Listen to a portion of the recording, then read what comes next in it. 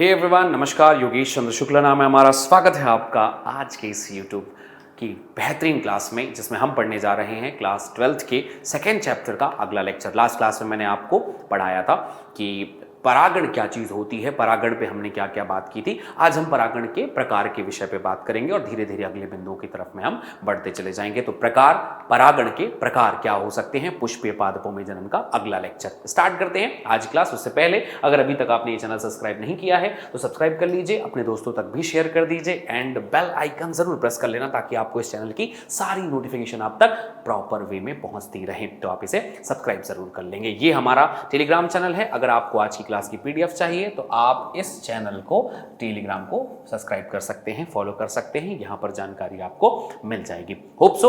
अब यहां से स्टार्ट करने जा रहे हैं। मैं आपसे दो बातें पूछूंगा। सबसे पहले कमेंट सेक्शन में आंसर दीजिएगा। सजात पुष्पीय परागण जो है वो किस प्रकार का परागण है, क्या वो स्वयं परागण है या पर परागण है। दूसरी बात, यदि उन्मूलीय परागण हो, जिसे अपन कहते हैं उन्मूलीय परागण जो है, क्या वह पर परागण कर सकता है, हाँ या नहीं। दोनों प्रश्नों का आंसर कमेंट सेक्शन पे मैं इंतजार करूंगा। स्टार्ट करते हैं। तो मैंने परागण के आपको 3-4 प्रकार पढ़ाए हैं। पहले तो स्वयं पर बताया, फिर इस आधार पर हमने क्लासिफिकेशन किया स्वयं युग्मन, सजात पुष्पीय परागण और परयुग्मन, ज़ैनोगैमी, सेल्फ पॉलिनेशन, और इस तरीके से हमने उसे बांट रखा है कि यदि एक ही पुष्प के बीच में परागण होगा तो स्वयं युग्मन होगा, एक ही पौधे के दो पुष्पों के बीच में परागण होगा सजात पुष्पीय परागण होगा, और दो अलग अलग पौधों के पुष्पों के बीच में परागण होगा तो उसे हम कहेंगे परयुग्मन या फिर ज़ैनोगैमी, जिसे अपन कहते हैं। ठीक है। अब सवाल ये है कि परागण हो गया, एक पुष्प के बीच में हो गया, एक पौधे के दो पुष्पों के बीच में हो गया, दो पौधों के पुष्पों के बीच में हो गया, ये भी बात सही। लेकिन परागकण गए तो गए कैसे? परागकण को कौन लेके गया? कौन है वो ले जाने वाला वाहक? कौन है वो दानदाता? व्हीकल कौन है ले जाने के लिए? हमें जरूरत पड़ेगी कारक की। आइए फटाफट कम शब्दों में जानने की कोशिश करते हैं। परागण का कारक, एजेंट ऑफ पॉलिनेशन, कौन है जो ले जा सकता है? तो हम ये मान सकते हैं कि कुछ जैविक कारक हैं, कुछ अजैविक कारक भी इसमें भाग लेते हैं। ये एक बहुत ब्यूटीफुल प्रोसीजर है, बहुत अमेजिंग प्रोसीजर है, जिसके बारे में जितना हम बात करें उतना कम है, जितना हम समझें उतना कम है। फिलहाल शॉर्टकट पॉइंट पे समझते हैं जो आपको क्लियर हो जाए कि यार पौधे जो कारक हैं वो दो कारक हैं। एक तो अजैविक कारक है, जैसे वायु और जल। वायु और जल के माध्यम से जा सकता है। यदि वायु की आवश्यकता हुई तो वायु से, यदि जल से, कुछ पौधे जल में रहते हैं तो वो जल के द्वारा अपना परागण कर लेते हैं, अपने परागकणों को स्थानांतरण कर लेते हैं। और अगर जैविक कारक से जाएंगे तो जैविक कारक हो सकता है, कोई भी हो सकता है, वो जैविक कारक भी हैं। तो यहां पर दो प्रकार के कारक हैं, एक तो अजैविक और दूसरा पॉइंट आता है जैविक। जैविक। इन दो कारकों के मदद से हम ये प्रक्रियाओं को फॉलो करते हैं। बहुत बढ़िया। अब सवाल ये आता है कि देखो यार, बीजांड एक हो चलेगा, लेकिन इतना लंबी दूरी से वो अगर जा रहा है तो उसका लॉस भी बहुत होगा ना भाई। सीधी सी बात है, आप यहां से परागकण को भेज रहे हैं तो कोई वायु को ऐसा कोई पता तो नहीं है कि यहां से पकड़ेगा और वहीं पे छोड़ के आएगा। समझ रहे हो बात को? जल को पता तो नहीं है कि उसे कहां पे पहुंचाना है, जल को इतना ज्ञान तो नहीं है। जल तो बस बहा रहा है, वो बह रहा है, जल बह रहा है, जल के माध्यम से वो भी बह जाएगा। वायु बह रही है, वायु के माध्यम से परागकण भी चला जाएगा। वो कोई स्पेसिफिक नहीं होता। या फिर कोई जीव जो है, जो इसको करवाएगा, वो भी जानबूझ के नहीं करवाता, वो अपना काम कर रहा होता है। ये तो प्रकृति ऐसी बनाई गई है कि वायु जाएगी और वायु के माध्यम से ये भी चले जाएंगे, जल जाएगा और जल के साथ ये भी चले जाएंगे। कोई कीड़ा इधर से उधर जाएगा, कोई पक्षी इधर से उधर जाएगा, साथ में हमारा परागण भी ले जाएगा। तो ये लोग करना नहीं चाहते। ये जो दो लोग का नाम हमने लिखा है ना, ये इंटेंशनली ये प्रक्रिया नहीं कर रहे हैं, ये इसके लिए बने हुए नहीं। ये तो प्रकृति ऐसी है कि ये लोग कर ले रहे हैं। तो ऐसे में लॉस होने का चांसेस बहुत होता है। इसलिए परागकणों की संख्या असंख्य, लाखों होनी चाहिए। लाखों की संख्या में जब ये होंगे तब ये सही पोजीशन पे पहुंच जाएंगे। सब मैं एक बताता हूं, ठीक है। अब मेरे पास यहां पर ये एक जगह है, ठीक है। मैं यहां से ऐसा रेत फेंकूंगा, मुझे चाहिए कि यहां पर रेत है, तो मैं फेंकूंगा तो जरूरी है रेत यहीं पर पहुंच जाएगी? नहीं, आसपास भी जाएगी। लेकिन जब मैं तो एक ही रेत फेंकूंगा, एक ही कंकड़ फेंकूंगा, तो या तो ये पहुंचेगा या तो नहीं पहुंचेगा। लेकिन अगर बहुत सारी रेत फेंक दिया एक साथ तो कुछ ना कुछ रेत तो हाथ में आ ही जाएगी। समझ रहे हैं? जैसे नल चल रहा है, अब नल चल रहा है तो हाथ जहां पे हाथ है वहीं पे लगाओगे तभी नल का पानी हाथ में पहुंचेगा। अगर बरसात हो रही है, हाथ फैला लो, कहीं ना कहीं तो गिर ही जाएगा। तो बहुत ज्यादा लॉस होने के चांसेस भी इसमें बने रहते हैं। इसलिए परागकण असंख्य संख्या में होनी चाहिए, लाखों की संख्या में। बीजांड की तुलना में परागकणों की संख्या अत्यधिक होनी चाहिए, अदरवाइज लॉस। कहां परागकण हो पाएगा, फिर परागण की प्रक्रिया कहां हो पाएगी? तो प्रक्रिया अपोजिट हो जाएगी।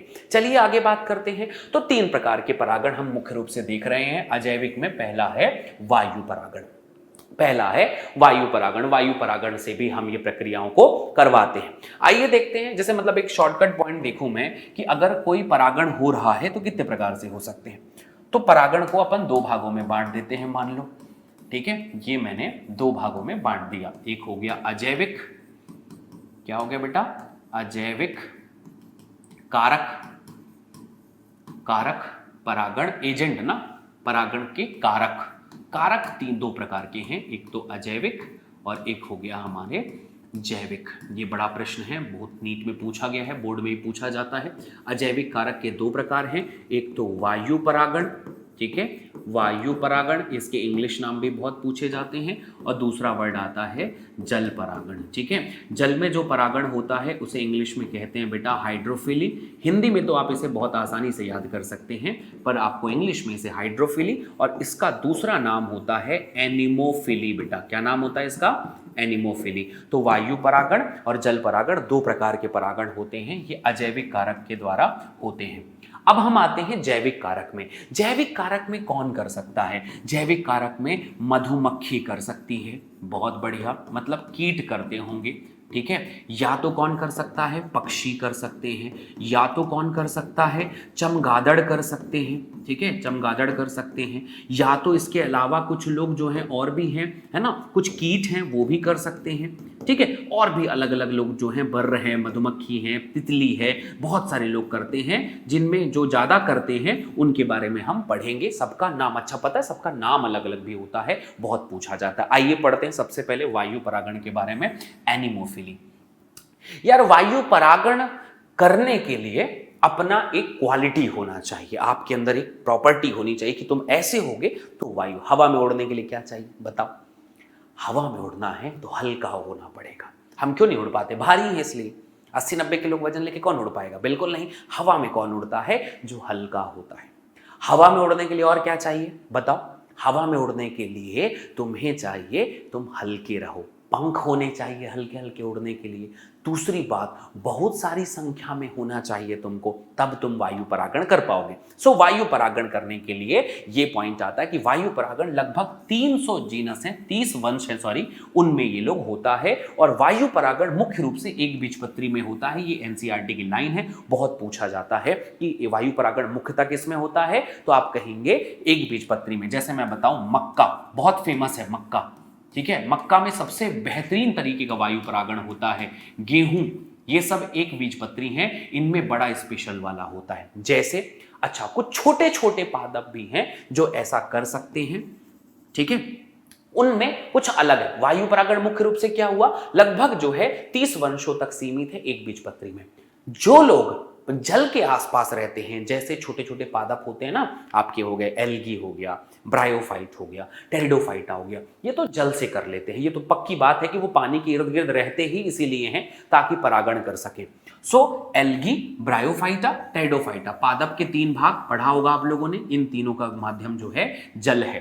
तो ये याद रखना कि गेहूं, मक्का एक बीजपत्री वायु से करते हैं, एल्गी, ब्रायोफाइटा, टेरिडोफाइटा जल के द्वारा करते हैं। आगे बात करते हैं जल परागित पादप में एक खास बहुत एग्जाम्पल है, जैसे वेसिलेरिया, ये नीट का प्रश्न है, और हाइड्रीला, ये दोनों घास हैं, समुद्र की घास, और एक और पानी में उगते हैं। और अनेक समुद्री जलीय घास जैसे जोस्टेरा भी जल परागण करते हैं। तो आप यहां पर इस बात का एग्जाम्पल बिल्कुल कॉपी में लिख लें कि वेलस्नेरिया, वेलेसनेरिया ये मुख्य एग्जाम्पल है, हाइड्रिला भी मुख्य एग्जाम्पल है जल परागण का, और आपका जोस्टेरा जो जलीय घास है वो भी जल परागण ही करते हैं, जोस्टेरा। और वायु परागण में आप इन दोनों को जरूर याद रखेंगे, बोर्ड में बहुत क्वेश्चन पूछा जाएगा, नीट में भी इवन इसके ऊपर क्वेश्चन आता है, तो आप इस बात को भी बहुत ध्यान से लिख लेंगे। वेलेसनेरिया, हाइड्रिला, जोस्टेरा ये जो है आपके जल परागण करते हैं, मक्का गेहूं जो है वायु परागण करते हैं। आगे बात करते हैं, अब जल परागण में और वायु परागण में कुछ खास बात है, उनके बारे में बात करते हैं। कुछ और भी जीव ऐसे हैं, ये एक बहुत इंपॉर्टेंट पॉइंट यहां पर भी आता है कि कुछ जीव ऐसे भी हैं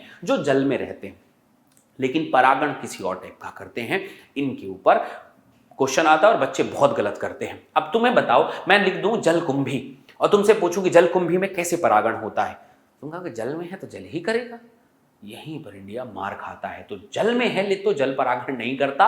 और एक और वर्ड आता है कुमुदनी, जिसे वाटर लिली कहते हैं, कुमुदनी, जल कुमुदनी या वाटर लिली, ये किससे करता है? तो फिर तुम्हें लगेगा जल में है तो जल से ही करेगा, पर ऐसा मसला यहां पर नहीं होता। वो जो है वायु परागण करते हैं। क्यों? क्योंकि वो जमीन में मतलब पानी में रहते तो हैं लेकिन उसका फूल उन सब बाहर निकला हुआ रहता है। समझ रहे हो बात को? तो भाई अधिकांश जलीय पौधे जैसे कि वाटर हाइसिंथ, जल, आपको पता है जलकुंभी, नाम सुना है इसका नाम, जलकुंभी। दूसरा नाम है वाटर लिली, इसे हिंदी में कहते हैं कुमुदनी, पानी की सतह पर होता है, इस वजह से ये कीटों और वायु द्वारा परागण करते हैं। पॉइंट टू बी नोटेड, अपनी कॉपी में ये बात जरूर लिख ले कि कीटों और वायु द्वारा ये परागण करते हैं। इसके अलावा कुछ समुद्री घास जैसे सीसा ग्रेस, ये भी नीट में पूछा गया प्रश्न है, सीसा ग्रेस, ये जो है पानी में सतह में रहते हैं, वहीं पर जल परागण ये लोग कर लेंगे, ये बात है।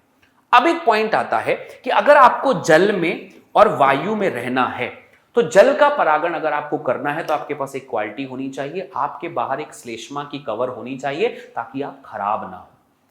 अगर आप खराब हो जाएंगे तो दिक्कत हो जाएगी। तो खराब होने से बचने के लिए, सड़ने से बचने के लिए श्लेष्मा का आवरण होना चाहिए। ये बेहतरीन पॉइंट है कि अगर तुम्हें जल में रहना है तो खराब होने से बचना पड़ेगा, श्लेष्मा की परत होनी चाहिए। और अगर तुम जलवायु से परागण कर रहे हो तो तुम्हें सुगंधित होने का, तुम्हें सुंदर होने का, तुम्हें पोषण रखने की कोई जरूरत नहीं है, क्योंकि वायु और जल इससे आकर्षित नहीं होते। तो यदि वायु और जल हैं तो ये पुष्प ना बहुत रंग होगा, ना बहुत सुगंध होगा, ना मकरंद होगा, ये होता है जल परागित पुष्प। अब अगर आपसे क्वेश्चन पूछ दिया जाए कि भाई अगर वायु परागण कर रहे हैं तो वायु परागण में क्या होना चाहिए? भाई हल्का होना चाहिए, ठीक है, कम भारी होना चाहिए, वेल एक्सपोज्ड, अनावृत होना चाहिए, अनावृत होना चाहिए।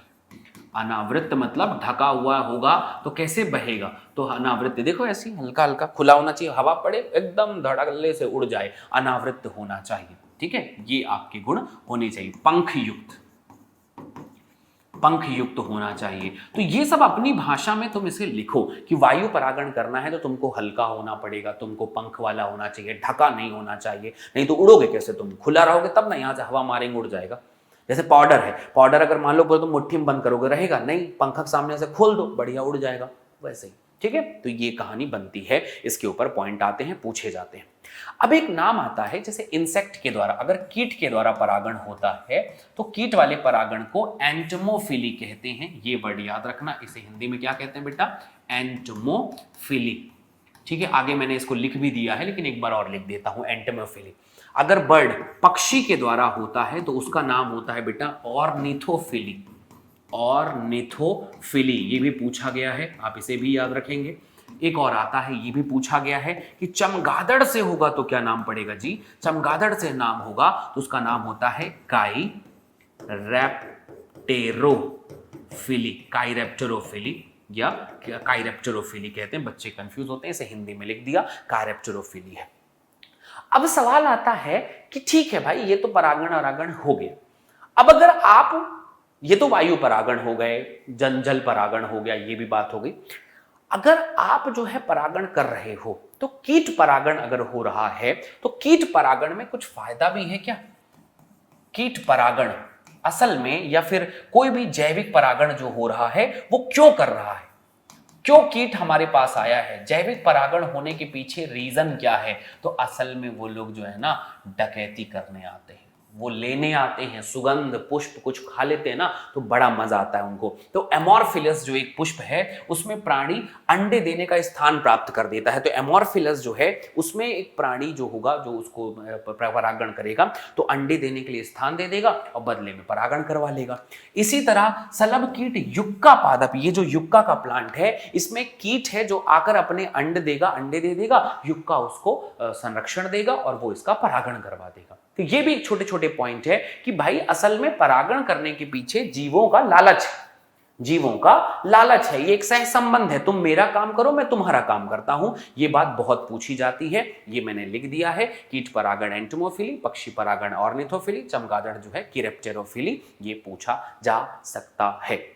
ओके, अब जो जैविक परागण है, जैविक परागण है, उनमें कौन कौन है ये भी एक छोटी सी बात है। तो मधुमक्खियां हैं, भौरे हैं, तितलियां हैं, बर्र है, बर्र जानते होंगे जो काट देता है, चिटिया है ना, सलभ कीट, पक्षी, सखोरा, गुंजन पक्षी, चमगादड़, इन सब के नाम आपको याद रखने होंगे। मुख्य रूप से इसमें मधुमक्खी, भौरे, तितलियां, चीटी ये सब हैं, लेकिन आप सभी का नाम याद रखना कि चमगादड़ भी होते हैं, पक्षी भी होते हैं, कीट भी होते हैं, चीटियां भी होती हैं, सब परागण कर सकते हैं।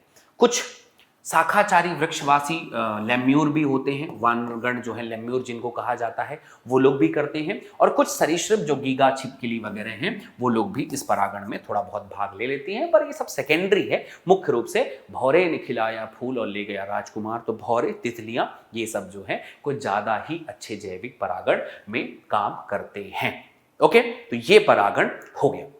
अब एक पॉइंट और इसमें आसान भाषा में मैं तुम्हें बताता हूं कि अगर तुम्हें जूफिली करवाना है, अगर तुम्हें जैविक परागण करवाना है, तो जीव जो है ना लालची बहुत होते हैं, लालची बहुत होते हैं, उन्हें कुछ दिखेगा तभी आएंगे। भौरा किसी पुष्प के ऊपर क्यों आएगा? भौरा पुष्प के ऊपर इसीलिए आएगा क्योंकि उसको पुष्प में कुछ अच्छा नजर आ रहा होगा। अब अच्छा क्या अच्छा, या तो रंग, रूप, सुंदरता, यही सब होगी। तो देखो भाई, अगर तुम्हें कीट परागण करना है तो पुष्प को बड़ा होना पड़ेगा, रंगीन होना पड़ेगा, सुगंध युक्त होना पड़ेगा, मकरंद, मकरंद का मतलब पोषण होना पड़ेगा, तब जाके कुछ कहानी बन पाएगी। अदरवाइज ऐसे जो सुगंधित फूल नहीं होता ना, कभी कभी सोचे फूल में सुगंध क्यों होता है? फूल में सुगंध इसलिए होता है ताकि वो आकर्षित कर सके कीड़ों को, तब वो आएंगे खाना खाने के लिए और खाएंगे। यहां से इसका मकरंद थोड़ा चिपचिपा भी होना चाहिए, वो उससे चिपक जाएगा और चिपकने के बाद उसी के साथ जब वो एक फूल से ओदे फूल पे, वो गाना सुना ना, कदे एस फूलते कदे ओस फूलते, है ना, भौरे वर्गा मेरा यार, ऐसा कुछ गाना, जो भी पता नहीं। तो वो इस फूल में पहले लिया, पोषण लिया, फिर उठ के दूसरे फूल में जाएगा। तो इस फूल से जब वो दूसरे फूल में जाएगा तो यहां से उसके परागकणों को चिपका के वहां जाकर छोड़ देगा, ऐसा कुछ होता है। ओके, प्रायः चिपचिपा होना चाहिए, यही मैं कह रहा था कि उसे चिपचिपा होना चाहिए। यही परागकण के तरीके हैं, यही कॉन्सेप्ट है। होप सो आपको ये बात बहुत आसानी समझ में आई होगी कि कितने प्रकार के परागण हैं और परागण में कौन कौन से एजेंट हैं और उन एजेंट्स में क्या क्या होता है। अब मैं आप लोगों से यहां पर पूछूंगा एक प्रश्न, फटाफट मुझे जवाब दीजिएगा। एग्जाम्पल बताइए कि यदि वायु परागण करना है तो आपके पास में क्या क्या गुण होने चाहिए, यदि आपको जल परागण करना है तो क्या गुण होना चाहिए, और अगर आपको जैविक परागण करना है तो जैविक परागण के गुण क्या क्या होने चाहिए। तो फटाफट अपनी कॉपी में ये पॉइंट लिखिए कि अगर आपको वायु परागण करना है तो आपको हल्का होना पड़ेगा, आपको चिपचिपा रहित होना पड़ेगा, क्योंकि चिपचिपा रहेगा तो उड़ेगा कैसे, खुला हुआ परागकोश होना पड़ेगा, परागकोश होना पड़ेगा, अत्यधिक संख्या में होना पड़ेगा।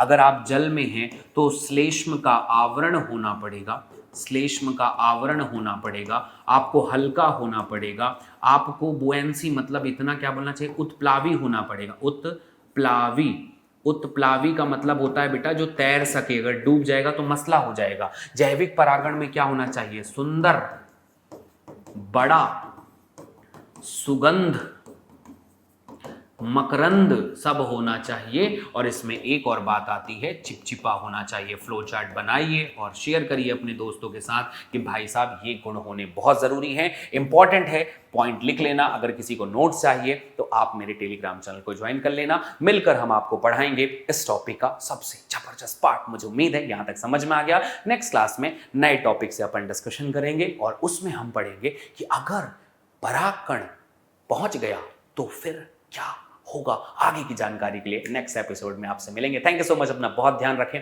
अच्छे से पढ़ते रहिए, प्यार बरकरार रखिए, वीडियो को लाइक करें, शेयर करिए और दोस्तों के साथ सब्सक्राइब भी जरूर कर लेना। Thank you, bye bye.